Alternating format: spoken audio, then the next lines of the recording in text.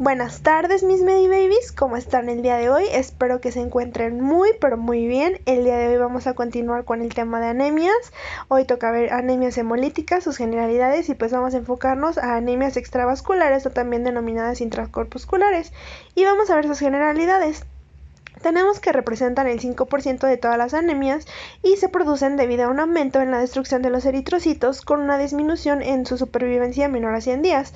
Tenemos dos tipos de anemias hemolíticas intravasculares o también llamadas extracorpusculares, que generalmente se dan por procesos adquiridos, y también las extravasculares o también denominadas intracorpusculares, que son las más comunes y se dan de forma hereditaria.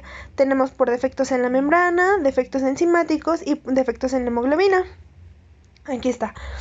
Tenemos anemias hereditarias. Tenemos defectos en la membrana, que serían la eliptocitosis, esferocitosis, etc. Son las más comunes. Tenemos defecto en la hemoglobina, tenemos las talasemias alfa, las talasemias beta, la hemoglobinopatía S. Tenemos defectos en la enzima, la más común sería la deficiencia de glucosa 6-fosfato deshidrogenasa, y de igual manera tenemos anemias hemolíticas adquiridas, como lo son por anticuerpos calientes, por anticuerpos fríos, por incompatibilidad del grupo AB0 y por transfusiones, también por infecciones. Entonces, tenemos que el cuadro clínico, las formas hereditarias generalmente es un padecimiento crónico. Las formas adquiridas se pueden manifestar al inicio de la enfermedad. Entonces, lo que vamos a tener aquí es hemólisis, que puede provocar ictericia en cuadros recurrentes cuando son hereditarias. Va a haber una elevación de la bilirrubina indirecta y la hemólisis intravascular va a generar coluria e ictericia. Entonces, tenemos aquí, cuando tenemos una anemia intravascular, o también llamada extracorpuscular, pues generalmente tenemos hemoglobinemia, hemoglobinuria y hemocidenuria. Y pues vamos a tener que cuando no es así, pues vamos a tener una anemia extravascular, que es el tema que veremos hoy. Vamos a empezar por los defectos de la membrana. Tenemos la esferocitosis hereditaria, que es el defecto de la membrana más común. Se dice que se da principalmente en las zonas centrales y en el noreste de la República. Es la anemia hemolítica hereditaria más frecuente, y hay una pérdida de superficie y reducción de la capacidad de la deformación de los eritrocitos. Se dice que hay una fragilidad aumentada. El defecto de la membrana es concomitante al defecto de la espectrina y anquirina. Aquí yo tenía como una mnemotecnia de esferocitosis, es la más común, entonces decía no sé, estaba tonta, ¿no? Mi mnemotecnia, pero era EA de espectrina, anquirina. Entonces, el diagnóstico se da por anemia hemolítica crónica moderada, esplenomegalia, microesferocitosis y una prueba de fragilidad osmótica de los eritrocitos. Y pues los cuadros repetidos de ictericia, principalmente. Dentro de las complicaciones, la más común es la coledocolitiasis. Tenemos como esto por pues la elevación de la bilirrubina indirecta. Tenemos como tratamiento la esplenectomía, sigue siendo el tratamiento de elección para la forma típica. Y aquí tenemos a los esferocitos, pues se ven redondos como pues una pelotita. Tenemos la eliptocitosis hereditaria, que en la mayoría de las ocasiones esta es menos común que la esferocitosis, y el gen que va a estar mutado es el gen de la espectrina. Esto lo que va a desestabilizar va a ser el citoesqueleto, y en la mayoría de los casos va a ser asintomática. Su identificación acontece a un estudio sanguíneo de rutina, por ejemplo un frotis. El diagnóstico se dice que es con un frotis con eliptocitos en un porcentaje mayor al 15%. De igual manera podemos tener acantocitos, y hay múltiples proyecciones en la membrana, como por ejemplo aquí lo vemos. Esto se da por transferencia del colesterol no esterificado a la membrana del eritrocito, pero pues lo más común sería ver los eliptocitos en el frotis sanguíneo. Tenemos también hemoglobinopatías y las talasemias, que son defectos en la hemoglobina. Dentro de las generalidades tenemos que la hemoglobina está compuesta por 4 porciones diferentes. La globina, 4 protoporfirinas, que aquí están, 4 átomos de hierro, y aquí están, combinados con la protoporfirina, que aquí está, y una molécula de 2,3-difosfoglicerato, que pues creo que aquí no se alcanza a ver, pero en la siguiente sí. Tenemos varias formas de hemoglobina. La más común en el adulto mayor, bueno, en el adulto sería la hemoglobina A, que forma un 97%, pero pues también tenemos hemoglobina A2, que forma, que su composición es alfa 2, beta 2, y la hemoglobina A2, que su composición es alfa 2, delta 2, y pues forma menos porcentaje. Y tenemos la hemoglobina fetal pues en los fetos. Y aquí están, ¿no?, las 4 protoporfirinas, los átomos de hierro y el 2,3 difosfoglicerato. Y como se los dije, la más común es la hemoglobina A, que aquí está. Tiene cadenas de alfa, 2 alfa y 2 beta. Es la mayor hemoglobina en la vida adulta. Tenemos la hemoglobina 2 alfa, bueno, aquí no sería, pero sería 2 alfa y 2 delta. Estos en vez de beta serían 2 delta. Es la hemoglobina menor en la vida adulta y menor aún en la vida fetal y neonatal. Tenemos la hemoglobina F, que es la de mayor cantidad en la vida fetal. Y las otras que se dan más en el periodo pues embrionario. Bueno, vamos a empezar por drepanocitosis. Tenemos que en México es un padecimiento poco frecuente en las zonas de las costas del Golfo y del Pacífico. Esta hemoglobina se conoce como hemoglobina S y por algunos investigadores han propuesto que genera resistencia a Plasmodium falciparum. Cuando la hemoglobina S está bien oxigenada, es totalmente soluble y sin embargo, cuando disminuye la presión de O2, los eritrocitos se vuelven más rígidos, como se puede ver aquí. Sí, o sea, se vuelven de esta forma, por eso se conoce como los drepanocitosis. Sería esto. Entonces, se debe a la producción de una hemoglobina mutante. De la hemoglobina S es el resultado del reemplazo de adenina por timina. Entonces era como ATI. Mi mnemotecnia era como ATI. Adenina timina, que codifica el ácido glutámico en la posición 6 de la cadena beta de la globina, lo que da lugar a que este aminoácido se sustituya por valina. Entonces se reemplaza adenina por timina, era como ATI. Glutamato te vale. Era mi como mnemotecnia. Adenina por timina, se sustituye el glutamato por valina. Y pues esto es como lo más preguntable. ¿Qué se sustituye? El ácido glutámico por la valina. Era como te vale, ¿no? O sea, le vale al ácido glutámico y llega a la valina. Entonces, la hemoglobina S constituye al menos el 50% de la hemoglobina del individuo. Y pues estos serían los drepanocitos. Ay, Dios. Estos serían los drepanocitos.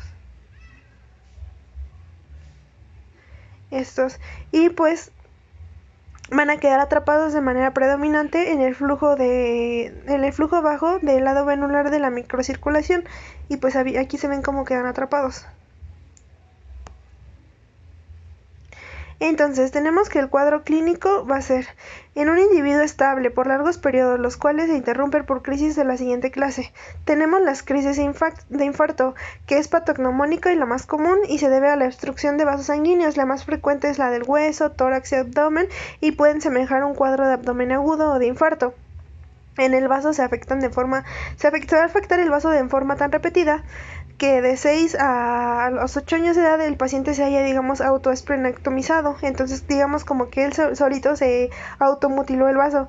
Entonces pueden reflejar la presencia de los cuerpos de Hole-Joly. Como se los había dicho, en la anemia megaloblástica vamos a tener la presencia de los cuerpos de Hole-Joly, pero también cuando tenemos esplenectomía. Y aquí pues tenemos una pseudoesplenectomía porque pues el paciente, debido a los microinfartos, pues se esplenectomizó, básicamente. Tenemos la hemoglobina S. En el frotis de sangre periférica se pueden observar los drepanocitos. Podemos ver la atrofia esplénica y los cuerpos de Hole-Joly. Aquí están los cuerpos y los drepanocitos. Y el tratamiento consiste esencialmente en evitar los factores que desencadenan las crisis, como la deshidratación, infecciones, la estasis circulatoria y las exposiciones prolongadas al frío. Se deben administrar las vacunas para reducir la la respuesta contra neumococos, contra meningococos y contra hemófilos influenza, esto por el autoesplenismo que estamos provocando, bueno, que el paciente se está autoprovocando. Ahora tenemos las talasemias. Las talasemias son anomalías cuantitativas, esto es como preguntable, cuantitativas en la síntesis de las diferentes cadenas que integran la globina. Normalmente pues tenemos 4 cadenas, ¿no? Y pues puede haber, digamos, desde talasemias hasta hidropesía fetal en donde no tenemos ninguna cadena. Pueden afectarnos donde tengamos una pérdida de una cadena, la pérdida de 2, que sería una talasemia, y hasta pérdida de 4, ¿no? Entonces lo normal es que tengamos 4 cadenas. Son el resultado de la eliminación, adición o sustitución de uno o más aminoácidos por otros en la cadena polipeptídica que lo componen, y los términos talasemia mayor y talasemia menor intermedia se utilizan para referirse a la gravedad clínica y no necesariamente a su carácter hereditario. Tenemos la talasemia alfa. En condiciones normales, como les dije, se heredan 4 genes alfa. 2 de los cuales, 2 de cada uno de los padres. Las talasemias alfa es un defecto de la eliminación de uno o más genes de estos. Entonces aquí está.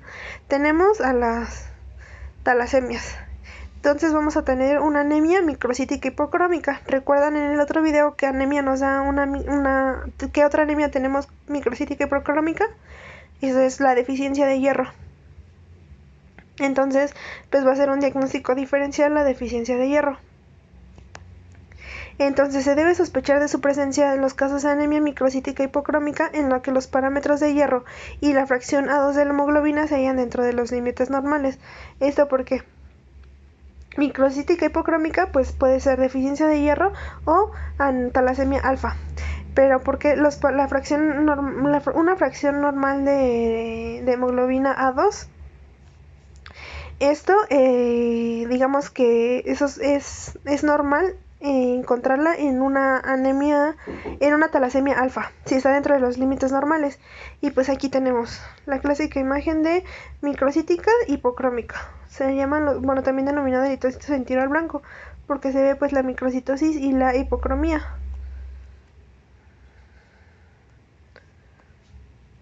Tenemos la talasemia beta. Entonces recuerden esto, fracción A2 de los límites normales, talasemia alfa. Tenemos la talasemia beta, que ocupa el 75% de todas las anormalidades de la hemoglobina. Esta sería la más común detectada.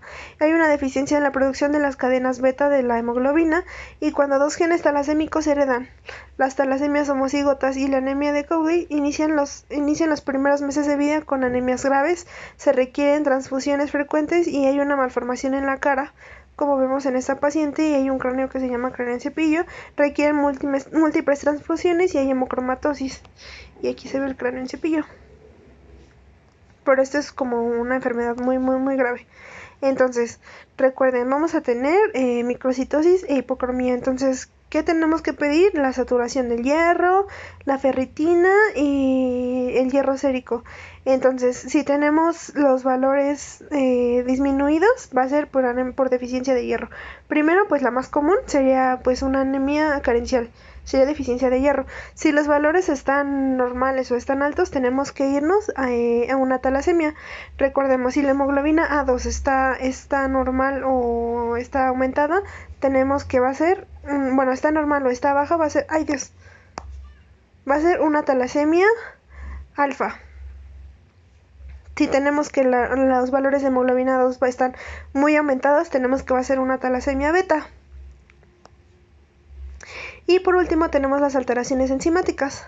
La más común sería la deficiencia de glucosa 6-fosfato deshidrogenasa. Solo el 10% de la glucosa se metaboliza por esta vía y constituye la única fuente de NADPH, que se convierte el glutatión oxidasa en GSH y procede a los eritrocitos de agentes oxidantes. Digamos que evita la oxidación de los eritrocitos. La deficiencia de esta enzima también se conoce como favismo. ¿Recuerdan lo de las habas? Pues es esto. El gen de la glucosa 6-fosfato deshidrogenasa se localiza en el cromosoma X. De este modo su deficiencia se expresa de manera completa en el varón. Digamos que una mujer pues es portadora. Y la deficiencia de glucosa 6-fosfato no puede generar suficiente NADPH ni GSH. Entonces el eritrocito, digamos que se puede oxidar, por lo que se acumula NADP en el interior del eritrocito. Se crean así múltiples complejos insolubles de globina que se desnaturalizan y forman masas fijadas en la membrana de la célula, y estas masas constituyen los cuerpos de Heinz. Ya les habíamos comentado los cuerpos de Holley-Jolley en la anemia megaloblástica y en el esplenismo.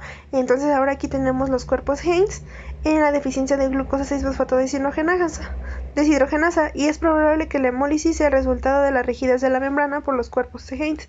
Y pues aquí tenemos los cuerpos de Heinz.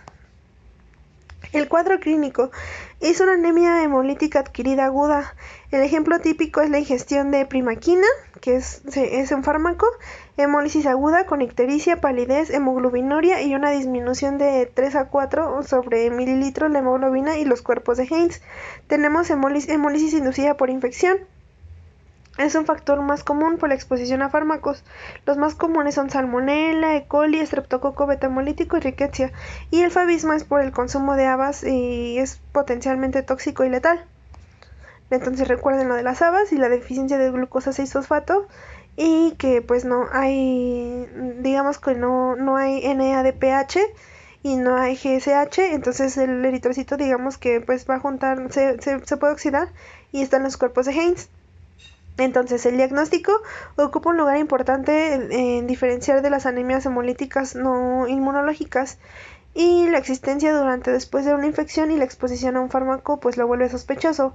La prueba de la mancha fluorescente es la más sencilla y confiable, ya que se basa en la fluorescencia de NADPH.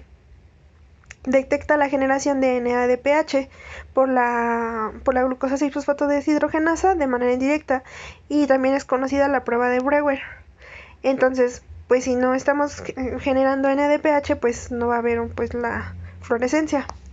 Y como tratamiento tenemos que consiste esencialmente en evitar la exposición a fármacos para evitar la hemólisis a pues estas enfermedades y pues a ciertos alimentos. La transfusión es innecesaria y la esplenectomía pues no es un beneficio. Y eso sería todo para el video de hoy, de las anemias hemolíticas autoinmunes adquiridas. Vamos a ver en el video de mañana, y pues eso sería todo. No olviden suscribirse y dejarme su like. Espero sus comentarios y pues estudien mucho y muchas gracias.